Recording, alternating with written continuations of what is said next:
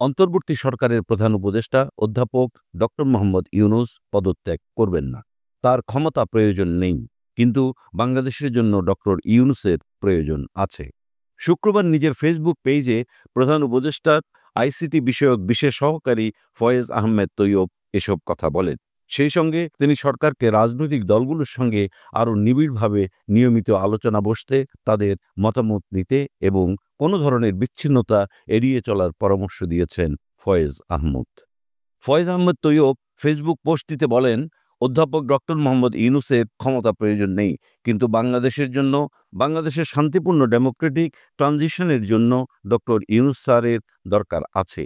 বরং ক্যাবিনেটকে আরও গতিশীল হতে হবে, সরকারকে আরও বেশি ফাংশনাল হতে হবে, উপদেষ্টাদের আরও বেশি কাজ করতে হবে, দৃশ্যমান অগ্রগতি জনতার সামনে উপস্থাপন করতে হবে।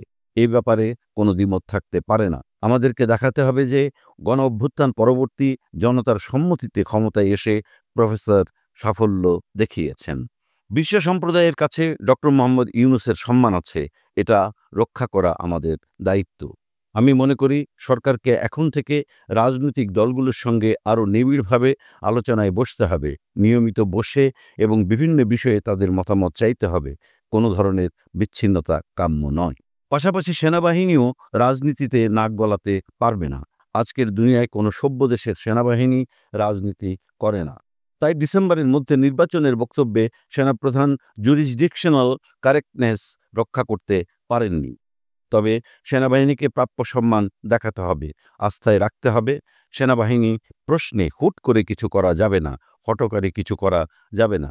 তেমনি ইনক্লুসিভনেসের নাম করে আওয়ামী লীগের পুনর্বাসনও চাওয়া যাবে না। বাংলাদেশ সেনাবাহিনী আমাদের গর্ব এবং আস্থার জায়গা, সেটাকেও ভঙ্গ করবে না। সকল দরকারি প্রস্তুতি শেষ করে নির্বাচন এপ্রিল-মের মধ্যেই অনুষ্ঠিত হবে বলেই আশা করি। এ সময়ের সকল যৌক্তিক সংস্কার সম্পন্ন করতে হবে জুলাই সনদ। জুলাই-আগস্ট ২৫-এ আমরা জাতীয়ভাবে ২ মাস জুলাই গণঅভ্যুত্থানের ১ বছর পূর্তির উদযাপন করব ইনশাআল্লাহ, এবং আগস্টের মধ্যেই স্বৈরাচারী খুনি হাসিনার বিচারের প্রথম রায়টি আলোর মুখ দেখতে পাবে বলেও আশা প্রকাশ করি। ইনশাআল্লাহ আমরা হারব না, আমাদের হারানো যাবে না। ইনকিলাব জিন্দাবাদ, প্রফেসর ইউনূস জিন্দাবাদ, বাংলাদেশ জিন্দাবাদ। প্রসঙ্গত, গত ২ দিন ধরে রাজনৈতিক অঙ্গনে গুঞ্জন শোনা যাচ্ছে যে অধ্যাপক ডক্টর ইউনূস পদত্যাগ করতে পারেন। এই গুঞ্জন নাকচ করে দিলেন তার বিশেষ সহকারী ফয়েজ আহমদ।